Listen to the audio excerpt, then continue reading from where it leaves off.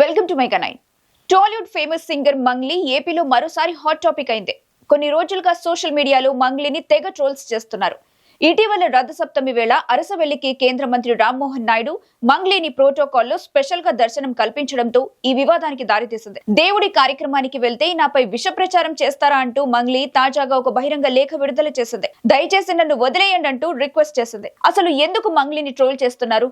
వివాదం అసలు ఎక్కడ మొదలైంది? మంగ్లీ విడుదల చేసిన లేఖలో ఏముంది తెలుసుకోవాలంటే let's watch this video. Ratha Saptami సందర్భంగా అరసవెల్లి శ్రీ సూర్యనారాయణ స్వామిని మంగ్లీ దర్శించుకున్నారు. కేంద్ర మంత్రి రామ్మోహన్ నాయుడు కుటుంబంతో కలిసి విఐపి దర్శనం చేసుకుంది. అయితే ఈ విషయం కొంతమంది టీడీపీ శ్రేణులకు కోపం తెప్పించింది. వైఎస్ జగన్ అభిమాని ఆ పార్టీకి పాటలు పాడిన మంగ్లీకి రామ్మోహన్ నాయుడు ఎలా రాజమర్యాదలు చేస్తారంటూ ఫైర్ అయ్యాయి. తన నోటి వెంట చంద్రబాబు అనే పేరు పలకనని చెప్పిన సింగర్ మంగ్లీకి టీడీపీ ఎంపీ ఎలా మర్యాదలు చేస్తారంటూ సోషల్ మీడియాలో రచ్చరచ్చ చేస్తున్నారు. ఈ నేపథ్యంలోనే ఈ వివాదంపై మంగ్లీ తాజాగా స్పందిస్తూ ఓ సంచలన లేఖను రిలీజ్ చేసింది. 2019 ఎన్నికలకు ముందు వైసీపీ నేతలు కొందరు తనను సంప్రదిస్తే ఆ పార్టీ కోసం తాను పాట పాడానని, అలాగే అక్కడి స్థానిక నేతలు వ్యక్తిగతంగా తెలిసిన వాళ్లు కావటంతో ప్రచారంలో పాల్గొన్నానని మంగ్లీ లేఖలో తెలిపింది. ప్రచారంలో కూడా ఇతర పార్టీల నేతలెవ్వరినీ తాను ఒక్క మాట కూడా అనలేదని మంగ్లీ చెప్పుకొచ్చింది. ఒక కళాకారినిగానే వైసీపీకి పాటలు పాడానన్న మంగ్లీ గతంలో బీజేపీ, బీఆర్ఎస్ పార్టీల లీడర్లకు పాటలు పాడినట్టు గుర్తు చేసింది.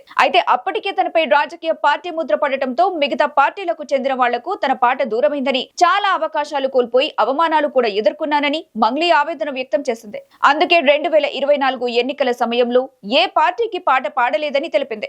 రాజకీయాలకు అతీతంగా అందరూ తనను ఆదరించాలనే ఈ నిర్ణయం తీసుకున్నట్టు చెప్పింది. టీడీపీ అధినేత ఏపీ సీఎం చంద్రబాబును తాను ఎక్కడా అనని మాటలని, ఎలాంటి ఆధారాలు లేకుండా కొందరు కావాలనే రాజకీయ లబ్ధి కోసం ఫేక్ న్యూస్ ని ప్రచారం చేస్తున్నారని సింగర్ మంగ్లీ మండిపడింది.